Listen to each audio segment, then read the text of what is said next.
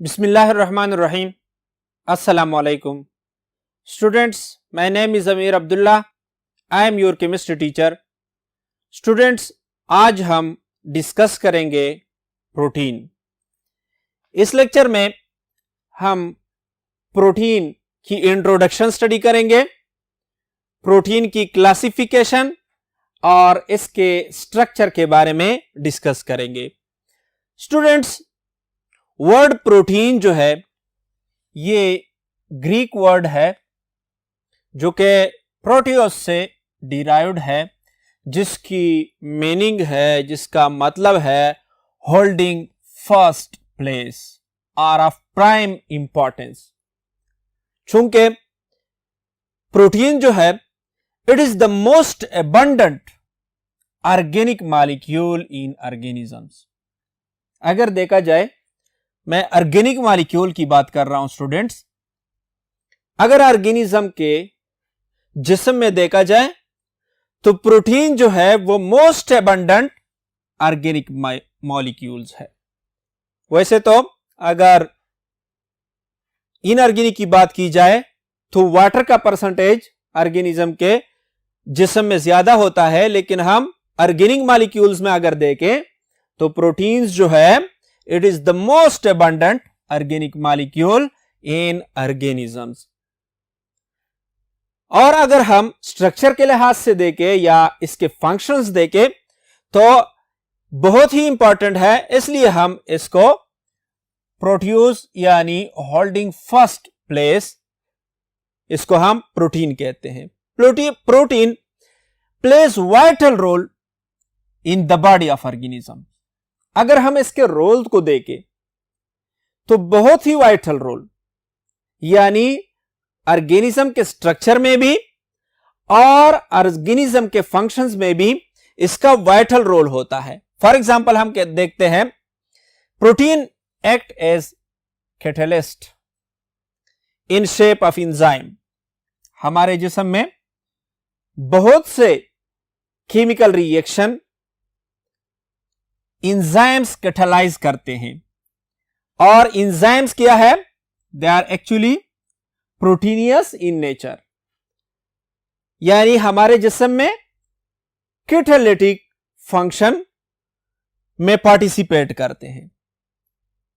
इस बैरियर्स अगर हम देख लें ऑर्गेनिज्म की स्किन को या उसके सेल वॉल्स, मसलन बैक्टीरिया वगैरह के, तो स्किन में या सेल वॉल में as a barrier function play करते हैं प्रोटीन्स। इसी तरह एज प्रोटेक्टिव एजेंट्स, जिस तरह हमारे इम्यून सिस्टम में है, प्रोटीन हमारे इम्यून सिस्टम में एज प्रोटेक्टिंग एजेंट्स काम करते हैं। इसी तरह ट्रांसपोर्टिंग एजेंट के तौर पर मसलन हेमोग्लोबिन है हमारे पास, क्या है?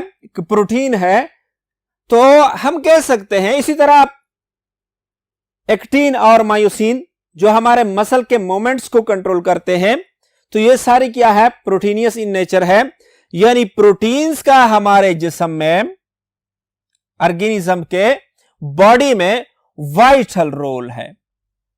तो हम कहते हैं कि प्रोटीन पर क्या है?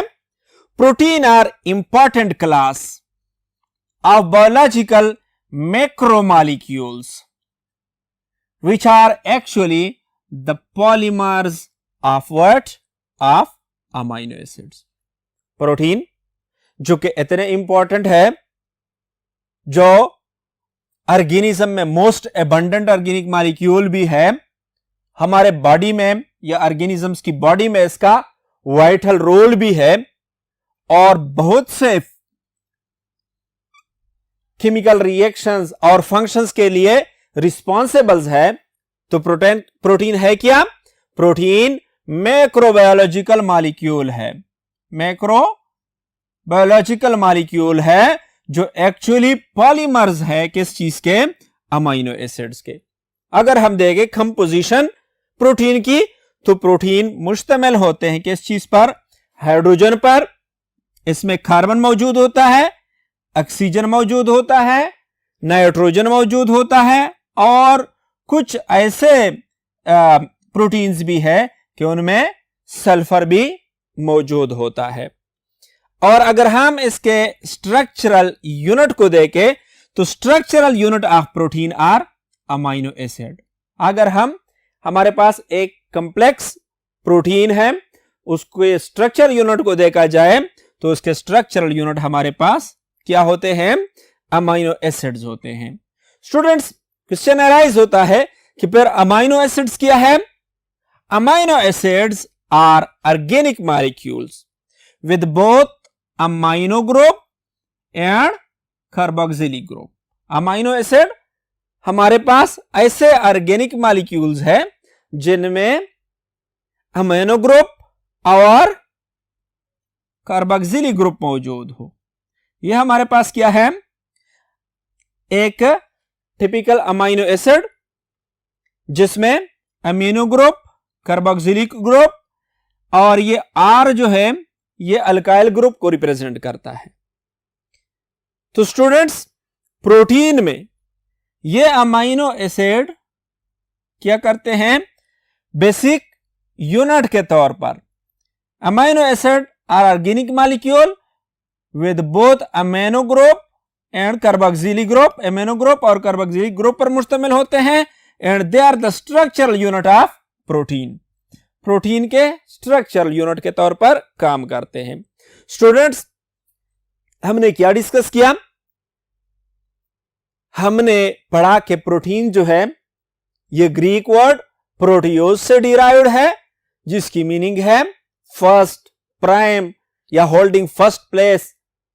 और ये ऑर्गेनिज्म के बॉडी में पाए जाने वाले मोस्ट एबंडेंट ऑर्गेनिक मॉलिक्यूल्स है, जिसका ऑर्गेनिज्म की बॉडी में वाइटल रोल है। और एक्चुअली ये अमीनो एसिड्स के पॉलीमर्स हैं और मैक्रोबायोलॉजिकल मॉलिक्यूल्स है। स्टूडेंट्स, हमारे पास 20 different kinds of amino acids है और इन अमीनो एसिड से हमारे पास इनकी डिफरेंट कॉम्बिनेशन से डिफरेंट प्रोटीन्स बनते हैं। मोस्टली आप लोगों के बुक में ये एग्जांपल दिया जाता है कि जिस तरह हमारे पास अल्फाबेट्स है और डिफरेंट अल्फाबेट्स के मिलाने से हमारे पास डिफरेंट वर्ड्स बनते हैं। मसलन यहां पे हम देखें तो AMINO डिफरेंट अल्फाबेट्स है, इनके मिलाने से हमारे पास वर्ड बना है अमीनो। इसी तरह GROUP डिफरेंट अल्फाबेट्स के मिलाने से हमारे पास वर्ड बनते हैं। इसी तरह हमारे पास 20 डिफरेंट अमीनो एसिड्स हैं जिनकी कॉम्बिनेशन से हमारे पास क्या बनते हैं? डिफरेंट टाइप ऑफ प्रोटीन्स बनते हैं। और ये प्रोटीन्स हमारी यानी ऑर्गेनिज्म की लाइफ में वाइटल रोल प्ले करते हैं। स्टूडेंट्स, आते हैं प्रोटीन की क्लासिफिकेशन की तरफ। नेक्स्ट बोर्ड पे जाते हैं। स्टूडेंट्स, देखते हैं classification of proteins. Students, protein को हम सिंपल प्रोटीन्स, कंजुगेटेड प्रोटीन और डिराइव्ड प्रोटीन्स में डिवाइड करते हैं। सिंपल प्रोटीन्स क्या है? Students, simple proteins consist of only amino acids और देयर डिराइवेटिव्स। यानी जब हम सिंपल प्रोटीन को की हाइड्रोलिसिस करते हैं एसिड्स के जरिए, अल्कलीज या एंजाइम्स के जरिए इसको हाइड्रोलाइज्ड करते हैं, तो दे यील्ड ओनली अमीनो एसिड्स और देयर डिराइवेटिव्स। सिंपल प्रोटीन क्या है? वो प्रोटीन्स है जो सिर्फ और सिर्फ अमीनो एसिड्स पर या उनकी डिराइवेटिव्स पर मुश्तमिल हो। जिस तरह हमारे पास एल्ब्यूमिन या कोलेजिन या हिस्टोन प्रोटीन है, तो ये क्या है हमारे पास? ये सिंपल प्रोटीन्स है। कंजुगेटेड प्रोटीन क्या है?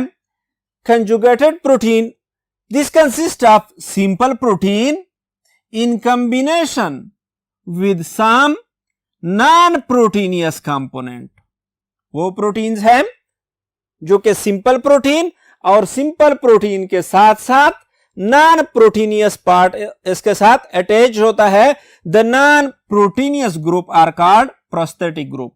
इस नॉन प्रोटीनियस ग्रुप को हम क्या कहते हैं?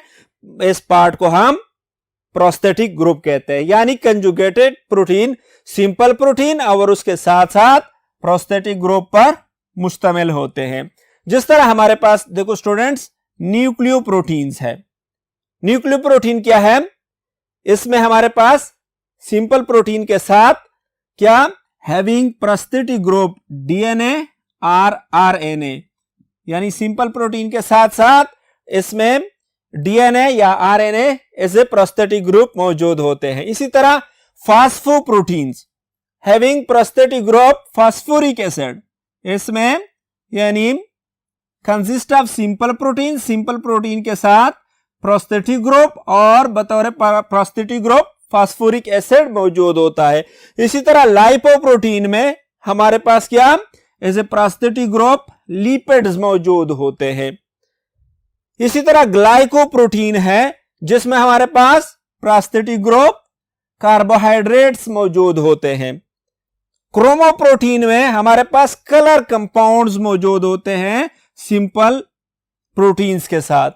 और मेटलोप्रोटीन्स जो है उसमें हमारे पास metals like zinc, copper, iron या मैंगनीज वगैरह, तो ये as a prosthetic group attach होते हैं। तो इसको हम क्या कहते हैं? इसको हम कंजुगेटेड प्रोटीन्स कहते हैं। सिंपल प्रोटीन जो कि अमीनो एसिड या इनकी डिराइवेटिव्स पर मुश्तमिल हो। कंजुगेटेड प्रोटीन जो सिंपल प्रोटीन के साथ कॉम्बिनेशन में प्रोस्थेटिक ग्रुप्स होते हैं जो कि नॉन प्रोटीनियस पार्ट होता है, लाइक डीएनए, आरएनए या फास्फोरिक एसिड या लिपिड्स या कार्बोहाइड्रेट्स या हमारे पास अदर क्रोमोफोर्स, कलर्ड कंपाउंड्स या मेटल्स जो है जो कि क्या है नॉन प्रोटीनियस है। तो नॉन प्रोटीनियस पार्ट अगर सिंपल प्रोटीन के साथ हो उनको हम कंजुगेटेड प्रोटीन कहते हैं। और थर्ड टाइप जो है वो हमारे पास डिराइव्ड प्रोटीन है। These are produced by the partial digestion of simple or conjugated protein। ये हमारे पास सिंपल या कंजुगेटेड प्रोटीन की पार्शियल डाइजेशन के नतीजे में प्रोड्यूस होते हैं।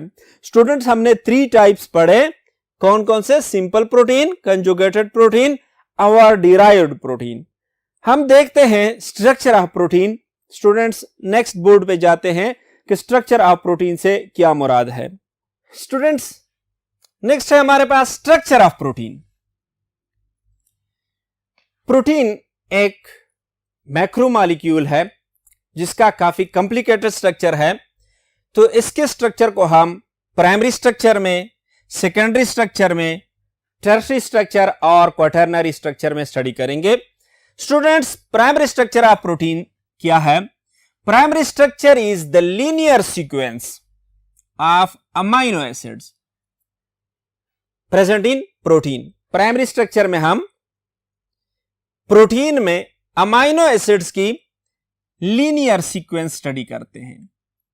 हमें पता है कि amino acids are attached with each other by peptide bond. ये हमारे पास डिफरेंट अमाइनो एसिड्स हैं और ये अमाइनो एसिड्स पेप्टाइड बॉन्ड के जरिए मिले होते हैं।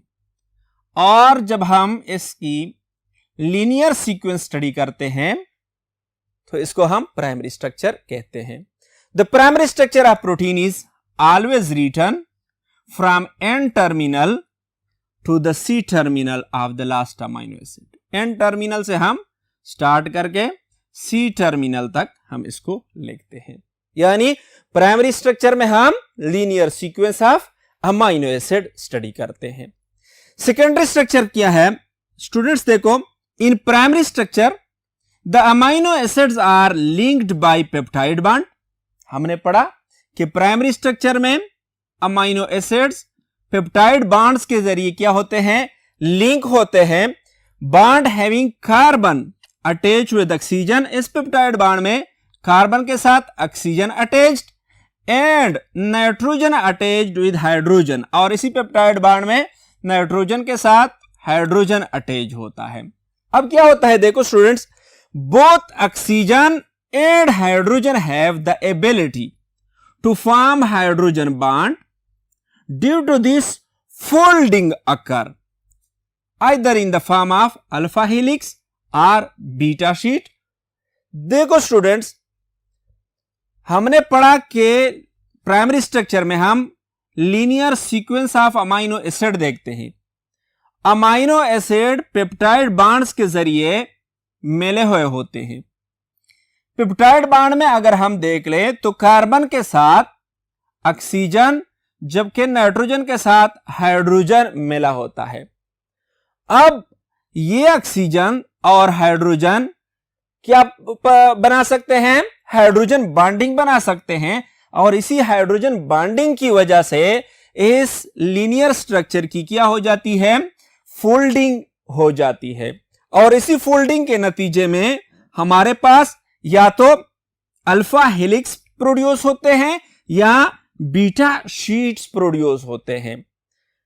स्टूडेंट्स, इसी तरह फोल्डिंग प्राइमरी स्ट्रक्चर के या लीनियर सीक्वेंस के अमाइनो एसिड की इसी तरह हाइड्रोजन बॉन्डिंग की वजह से फोल्डिंग को हम सेकेंडरी स्ट्रक्चर कहते हैं।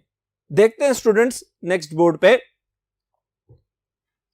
स्टूडेंट्स, अल्फा हेलिक्स जो है it is the most common secondary structure of protein. Alpha helix protein का मोस्ट कॉमन सेकेंडरी स्ट्रक्चर है। और इसमें देखो स्टूडेंट्स किस तरह होता है। Protein attain spiral shape in which the side chain यानी आर ग्रुप जो है of amino acid remain outside.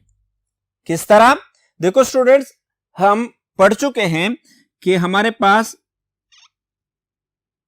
Amino acid में आर, हाइड्रोजन और कार्बोक्सिलिक ग्रुप और NH2 ग्रुप। तो जब प्रोटीन स्पाइरल शेप अटेन कर लेता है, इस स्पाइरल शेप में ये आर जो है ये आउटसाइड रह जाता है और the alpha helix is stabilized by hydrogen bonding. Alpha helix जो है ये हमारे पास हाइड्रोजन बॉन्डिंग की वजह से स्टेबलाइज होता है, और ये हाइड्रोजन बॉन्ड इस नाइट्रोजन के हाइड्रोजन यानी अमीन ग्रुप के साथ अटैच हाइड्रोजन जो है इसके और कार्बोनाइल कार्बन के साथ ऑक्सीजन जो अटैच है इसके दरमियान हाइड्रोजन बॉन्डिंग बनती है, और ये हाइड्रोजन बॉन्डिंग जो है ये इस अल्फा हेलिक्स को स्टेबलाइज करता है। देखो अल्फा हेलिक्स सबसे ज्यादा कॉमन सेकेंडरी स्ट्रक्चर है, और चूंकि ये स्पाइरल फॉर्म में है, इस स्पाइरल शेप में जो आर ग्रुप है ये आउटसाइड रह जाता है, और हमारे पास जो NH और CO है उनके दरमियान हाइड्रोजन बॉन्ड बन जाता है। The hydrogen bond form between hydrogen of nitrogen, इसी नाइट्रोजन के hydrogen and oxygen of carbon of peptide bond, peptide bond के कार्बन के ऑक्सीजन और नाइट्रोजन के हाइड्रोजन के दरमियान क्या बन जाता है? हाइड्रोजन बॉन्ड बन जाता है। Students, individual hydrogen bond weak होता है, लेकिन इस पूरे स्पाइरल शेप में जितने भी अमाइनो एसिड होते हैं मां सिवाय फर्स्ट और लास्ट के सारे हाइड्रोजन बॉन्ड फॉर्मेशन में हिस्सा लेते हैं, और जब ज्यादा मिकदार में हाइड्रोजन बॉन्ड मौजूद हो तो वो क्या कर लेते हैं? इस अल्फा हेलिक्स को स्टेबलाइज कर देते हैं। Individual hydrogen bond is weak लेकिन collectively strong enough to stabilise the spiral structure. इस स्पाइरल स्ट्रक्चर को कलेक्टिवली स्टेबलाइज कर देता है। और ऑल पेप्टाइड बॉन्ड इसमें S4 स्पाइरल फॉर्म में जितने भी हमारे पास पेप्टाइड बॉन्ड्स है ये सब हाइड्रोजन बॉन्ड फॉर्मेशन में हिस्सा लेते हैं, मां से वायदा लास्ट पे जो हमारे पास और फर्स्ट पे जो पेप्टाइड बॉन्ड है उनके अलावा बाकी सारे हाइड्रोजन बॉन्ड जो पेप्टाइड बॉन्ड जो है वो हाइड्रोजन बॉन्ड फॉर्मेशन में हिस्सा लेते हैं। तो इंडिविजुअल तो हाइड्रोजन बॉन्ड वीक है, लेकिन कलेक्टिवली जब हम देखते हैं तो वो इतना स्ट्रांग हो जाता है कि वो स्पाइरल स्ट्रक्चर को स्टेबलाइज कर देता है। Students, beta sheet is the second type of secondary structure. Second type जो है सेकेंडरी स्ट्रक्चर का वो क्या है? बीटा शीट्स है। In beta sheet hydrogen bond is formed between two different polypeptide chain. Beta sheet में hydrogen bond different polypeptide chain के दरमियान प्रोड्यूस होता है। देखो स्टूडेंट्स, ये हमारे पास एक पॉलीपेप्टाइड चेन है और ये हमारे पास सेकंड पॉलीपेप्टाइड चेन है। ये पॉलीपेप्टाइड चेन 1 और 2, ये पॉलीपेप्टाइड चेन 1 का क्या है?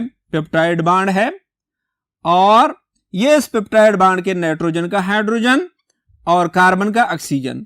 ये दूसरे पॉलीपेप्टाइड चेन के नाइट्रोजन का हाइड्रोजन और कार्बोनाइल ग्रुप के ऑक्सीजन के हाइड्रोजन के दरमियान क्या बन जाती है?